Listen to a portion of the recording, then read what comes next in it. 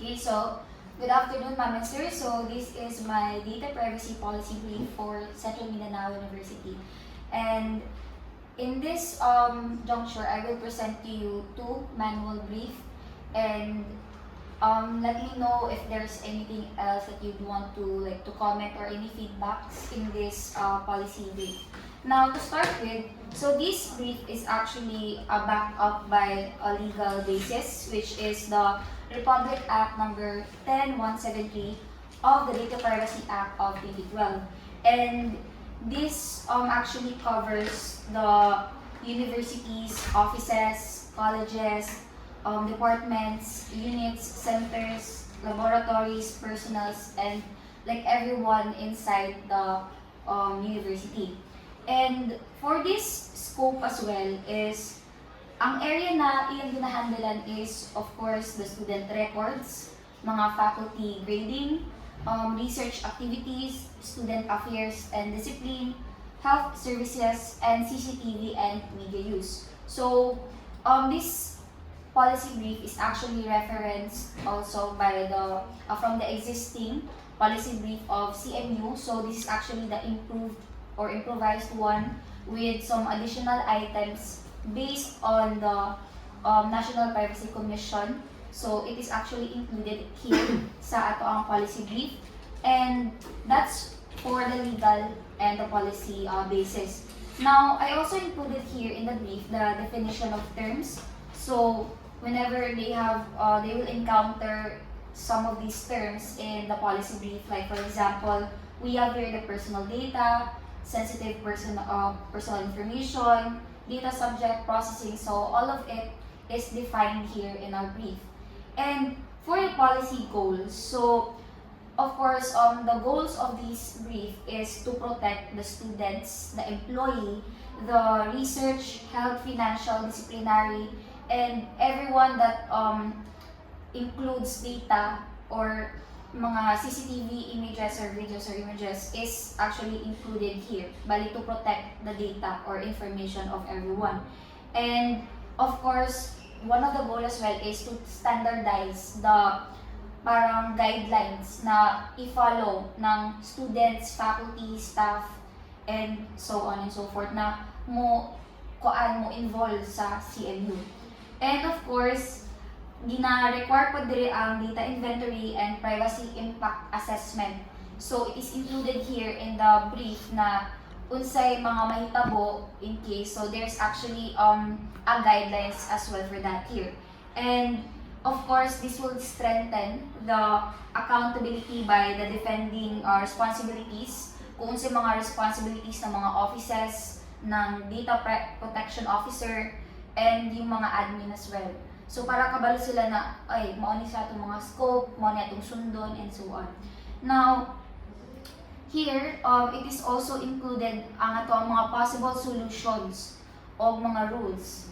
Like, for example here, the privacy notice. So, dapat ato ang mga colleges or departments will have or provide a clear and accessible privacy notices sa ato ang mga buildings or sa ato mga offices. And also, we have the collection and processing sa mga data. So, it is also informed here kung unsaon na siya. And also, the use of personal data. So, dapat gamiton lang siya based on the scope. And we also have here access control, official channels, disclosure, and unsa ra po'y magamit ng mga third party na mga organizations. Like for example, naay organization diri la CHED na mo sulod diri para mag-check or like sa ISO, makakuha to kung unsay mga data lang na atong i-provide sa ilaha, because of course those data are sensitive and dili lang ta pwede makadali-dali og disclose bisag kakinsa ng mga tao unless na ay proper na procedure na dapat sundon nato. So next is we also have here a security and breach response measures. So if ever something like this mga breaches na may tabo sa to mga offices, so we have here a response measure po. At least this would be a guidelines for our college or university. So we have here organizational security, physical security, technical security, breach and incident response. So diri sa atong organizational security is dapat katong DPO na personnel and yung mga focal person sa each colleges is dapat kuan sila kabalo sila sa unsay pag-handle bali sa data na nasa confidentiality. Also dapat ang mga risk sila dapat na makabalo og kabalo sila sa pag-coordinate sa mga offices unsa na mga procedure ang atuang buhaton when naay risk sa ato ang security. And sa atong physical security, yung mga papers, for example, yung mga grade sheets, mga any records, dapat nakalock siya sa mga, for example, if naa sa mga cabinet, drawers, dapat nakasecure siya. And dapat naa siya sa kanang room na dili madali-dali o kuan na tao access ng bisag kinsa. And of course, we have yung technical security. So, di ba, ang ato ang university involves mga website. So, we actually save our data na sa isa ka database. So, dapat ato ang mga database security is secured siya ng mga ang iyang role, access dapat sa admin is naka-specify kung kinsa ragi maka-access ana sa data. And dapat na ay mga strong password and of course mga multi authenticator para secure gid ato ang mga database or data. Now, ato ang breach and incident response is any suspected na mga breach sa ato ang mga offices is dapat like for example mga grades or what tanan mga exposed file is dapat ato siya i-report immediately sa ato ang office head. Now that would be ato ang mga security and breach response measures. Now of course it is also included here sa ato ang data subject rights, inquiries, and complaints ang naa sa atong policy brief para makabalo ang mga students, faculty, and other staff kung unsa ang ilahang mga rights as a person.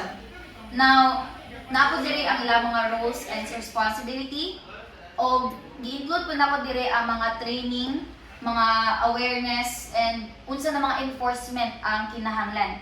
So, we have here the, for example, kung unsa na mga operations or like ang mga mahitabo kung mahitabo man siya, for example we have here mga pag-release atong records. So hindi bali siya na risk if ever na isa ka unverified na account na ga-release og records na ato diri unsaon atong buhaton bali na recommendation control. For example, we have to adopt, identify, verification, and official release sa ato ang procedure sa grades, mga transcripts, and any data sa students. And ato ang responsible unit for this is ato ang registrar o kini mga office heads. And every policy recommendation na mga risk na akong ibutang dira and unsay mga recommended control ato ang pwede mabuhat. And also, apil po diri ato ang operational bridge kung unsa na mga privacy principles ang atong i-adhere sa ato ang mga colleges o sa atong university. And we also have here implementation timeline. So with the use of these guidelines, bale this will serve as a guide to all the colleges or departments kung unsa ilang buhaton in the span of 24 months. So kini siya bale for example here sa atong first to 3 months is dapat i-adopt na nato ang brief kung unsay mga roles, kung unsay ato ang mga guidelines sa pag-handle sa ato ang mga data, sa ato ang database na mga structure and so on. So next dayon is we also have here compliance and monitoring and evaluation. So kini siya is dapat ma-monitor siya yung mga physical evidences or any mga data is dapat yung DPO with the support of our data privacy compliance na mga representative per colleges is dapat should review the following indicators na sa ato ang manual annually para ma-check nila kung what are the things that needs to be revised or to unsay dapat i-focus for that na basig in the future na pay mga other risks. So kabalo ta unsay pay ato ang mabuhat na mga control ana na mga panghitabo. And of course, I included also here the closing clauses like the repealing clause na kining mga kanang university issuance, mga rules or practices is dapat consistent sa to ang closing clauses and sa to ang policy brief. And of course, the reference for this one is sa to ang National Privacy Commission or NPC and ang kuan ang Republic Act number 10173. And I also listed here what are the other links or the other references as well na this is actually a reliable source. And I've also used some of the reference given by the data protection officer of the university. So gigamit po na itong ISO ng mga guidelines para ma-align siya sa toang brief. And that's it for our data privacy manual brief. Now for the next one is this is our data protection and security policy brief. So this is somewhat similar sa toang data privacy manual because kuan gyapon siya this aligns or adheres with the legal basis which is ato ang Republic Act na number 10173 based sa mga guidelines ng atong National Privacy Commission. And kini lang data protection and security policy brief is ga-focus lang siya sa ato ang kanang security bitaw based sa ato ang ginagamit diri sa university, like for example ato ang mga website, mga databases and so on and so forth. So mo na siya iyang para siyang isa lang iyang focus, mainly focus at siya na sa mga cloud services and so on. Yung data privacy is parang general guidelines for everyone. Kini is nakakuha na siya sa isa ka topic which is ato ang security policy brief.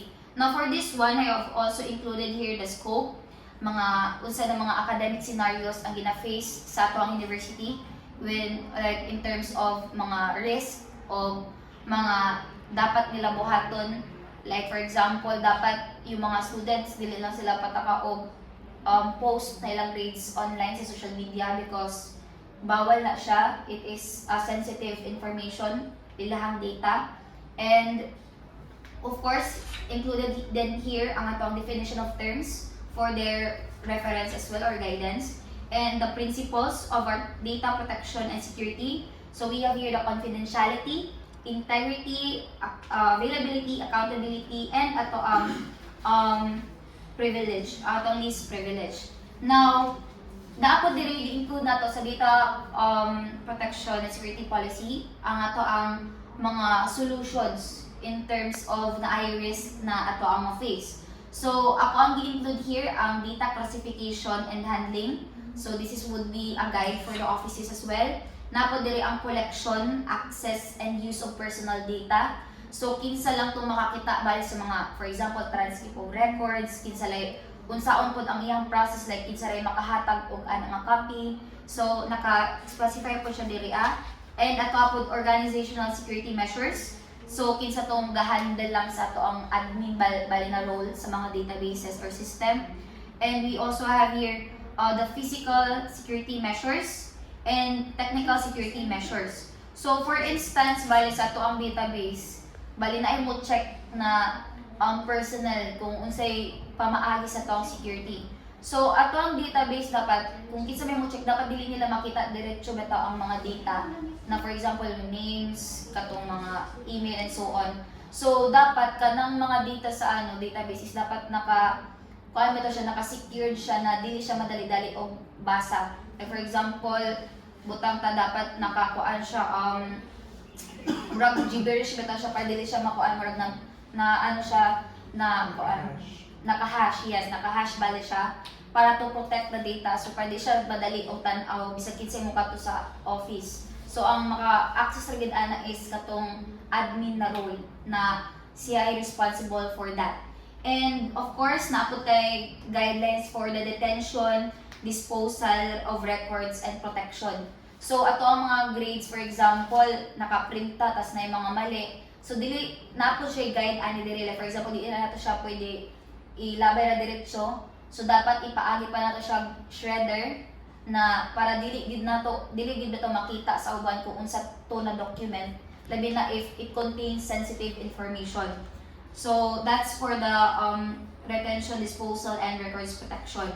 So we also have here the trainings and para ma-inform ang mga offices o ang university ng mga staff and faculty and even sa students. And we also have here the enforcement kung unsaon siya pag-enforce ani nga brief.